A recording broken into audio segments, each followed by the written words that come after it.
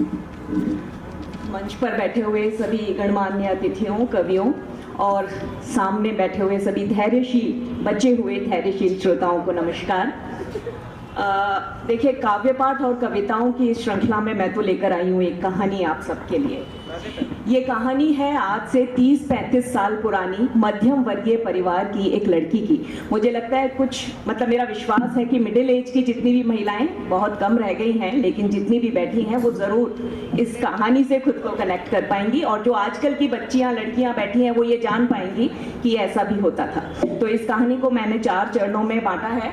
हालांकि कादिर साहब ने चुनौती दी है समय को सीमा में बांधकर, तो इस चुनौती को स्वीकार करते हुए, ध्यान रखते हुए मैं शुरू करती हूँ। ये 30-35 साल पुरानी मध्यम वर्गीय परिवार की बड़ी बेटी है, जिसने अभी 16-17 बरस के दहलीज पर कदम रखा ही है। कुछ रंगीन से सपने आंखों में सजाने लगी ही है, और अपनी इन स्वप्निल आंखों से अपने पिता के माथे पर बनती और बढ़ती हुई जब लकीरों को वो देखती है तो व्याकुल हो जाती है। उसके लिए एक अच्छे वर की खोज करते हुए पिता की चिंता, उनकी घबराहट, उनकी परेशानी किस तरीके से उसे परेशान करती है, वो क्या सोचती है, सुनिएगा। पिता, माथे से तुम्हारे ये 3 लकीरें कैसे हटाऊं? पिता, माथे से तुम्हारे ये 3 लकीरें कैसे हटाऊं? क्या वक्त रोक दूं? मुमकिन नहीं है। क्या बदल दूं समाज? ये रीति, ये रिवाज, वह कठिन है। क्या वक्त रोक दूं? यह मुमकिन नहीं है। क्या बदल दूं समाज? ये रीति, ये रिवाज, वह कठिन है। क्या तोड़ दूं कायदे, ये नियम, वो वायदे? हाँ कि तुमसे आशा नहीं है। तो क्या जहान छोड़ दूं? पर बेटी तुम्हारी बुज़दिल नहीं है। तुम जो सुझाओ वही कर जाऊं। कहो ना पिता, माथे से तुम्हारे ये 3 लकीरें कैसे हटाऊं? माथे से तुम्हारे ये 3 लकीरें। क्या बात है भाई, तालियां बजाइए भाई, तालियां। इस व्याकुलता और इस अकुलाहट के साथ साथ वो कुछ सपने सजाना शुरू कर देती है, उनमें रंग भरना शुरू कर देती है, एक नक्श उकेरना शुरू कर देती है, और चुपचाप उसको रंगीन बनाने लगती है। लेकिन अपनी इस चित्रकारी को दिखाने की हिम्मत उसमें नहीं होती, और यूं ही वो हिस्सा बन जाती है हमारे समाज की एक बहुत ही महत्वपूर्ण संस्था का, जिसे हम व्यवस्था विवाह, अरेंज मैरिज कहते हैं। जितने भी आजकल के जनरेशन के बच्चे बैठे हुए हैं वो तो एक्चुअली पहले ही सेंस कर लेते हैं कि कॉम्पेटिबिलिटी मैच करेगी या नहीं। कोर्टशिप पीरियड की डिमांड करते हैं, और शादी के साथ ही अपने आप को हैप्पीली मैरिड करके टैग करते हैं, फ्लॉन्ट करते हैं। लेकिन वो लड़की, मैं 30-35 साल पुरानी लड़की मैं याद दिला दूं, वो लड़की किस तरीके से आशंकाओं के घेरे में घिर जाती है। जाने वक्त कहाँ ले चला है, कैसा जीवन अब होगा, डरती, घबराती, कांपती, क्या सोचती है वो, सुनिएगा। छोटे मोटे सुख ढूंढे थे मैंने कई अभावों में। छोटे मोटे सुख ढूंढे थे मैंने कई अभावों में। बड़े जतन से और यतन से थे फूल बिछाए राहों में। छोटे मोटे सुख ढूंढे थे मैंने कई अभावों में। बड़े जतन से और यतन से थे फूल बिछाए राहों में। कुछ सपने बुने और खुशियां चुनी, कुछ सपने बुने और खुशियां चुनी, फिर लौ जलाई चरागों में। एक नक्श उकेरा उसका चेहरा सजा लिया था निगाहों में। अब खोते सुख क्यों उड़ते फूल, अब खोते सुख क्यों उड़ते फूल, बुझती लौ वो चेहरा डरा रहा है ख्वाबों में। ध्यान धरूं और याद करूं मैं, हुई गलती कहाँ हिसाबों में। अनबुझ पहेली सुलझाती मैं, खुद उलझ गई सवालों में। सोच रही यही खोज रही मैं, क्यों आज घुटता दम है मेरा वक्त की कसती बाहों में। छोटे मोटे सुख ढूंढे थे मैंने कई अभावों में।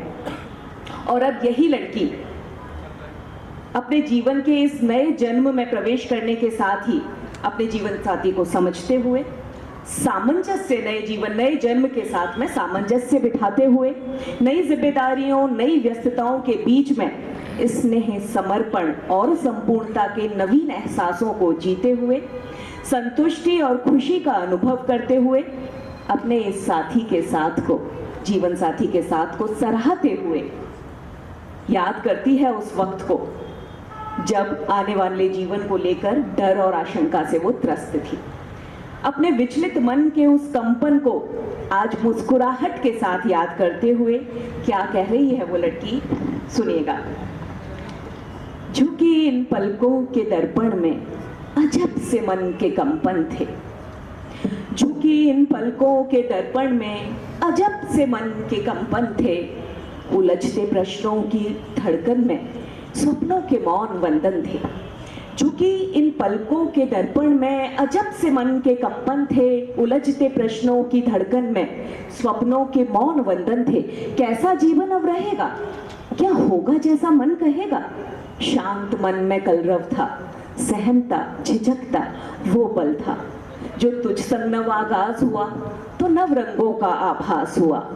जीवन पुलकित कुमुद हुआ, हर सपना मेरा मुग्ध हुआ। जीवन पुलकित कुमुद हुआ, हर सपना मेरा मुग्ध हुआ। मित्र तेरा जो साथ मिला, हर राह को परवाज मिला। जाने कब अकुला मन की तरल हुई, जाने कब अकुला मन की तरल हुई। कैसे झपकी पलक और कल हुई, कैसे झपकी पलक और कल हुई। और अब यही लड़की, मैं हैप्पी एंडिंग में विश्वास करती हूँ, सभी लोग करते होंगे, इसलिए हैप्पी एंड करते हुए अपनी बात को, उसकी कहानी को खत्म कर रही हूँ कि अब यही लड़की अपने साथी के साथ जीवन के वही 30-35 बसंत, गर्मी, सर्दी, बरसात, सभी ऋतुएं गुजार चुकी है। और भले ही वो और उसका जीवन साथी अलग अलग दो व्यक्तित्व हैं, अलग अलग दो लोग हैं, लेकिन उम्र के इस पड़ाव तक साथ साथ पहुंचते हुए कैसे ये दो लोग, अलग अलग लोग, एक दूसरे की आदत बन जाते हैं कि इसी साथी और इसी साथ के लिए मन जन्म जन्मांतर के लिए चाह रखता है। और यही हमारी सनातन भारतीय संस्कृति की सुंदरता भी है कि हमारा जीवन साथी के साथ रिश्ता एक जन्म का नहीं, 7 जन्मों का कहलाता है। तो अब यही लड़की जीवन की इस सांझ में अपने अब तक के सफर का, अपने साथी का इस सफर का आकलन करते हुए, एनालिसिस करते हुए क्या कहती है, सुनिएगा। कि उत्तर दक्षिण के दो छोर, ये दो अलग अलग व्यक्ति हैं, कि उत्तर दक्षिण के दो छोर, एक आंख के हम दो कोर। उत्तर दक्षिण के दो छोर, एक आंख के हम दो कोर। इन कोरों का स्नेहिल बंधन, दो छोरों का आबंध आकर्षण, जीवन को निर्बाध मिला है। संग तेरे सब खिला खिला है, संग तेरे सब खिला खिला है। एक राह एक डग चलते बढ़ते, एक राह एक डग चलते बढ़ते, ऋतुएं पल्लव गुनगुनाते, विलग स्वाद के सब मिश्रण से। देखिए किस तरीके से पॉजिटिविटी रिलेशन में ढूंढी जाती है कि विलग स्वाद के सब मिश्रण से नवल पदार्थ हैं बनते जाते। जो नमक दाल का तेरी हुई मैं, जो नमक दाल का तेरी हुई मैं, तू लत चाय सी मेरी बना है।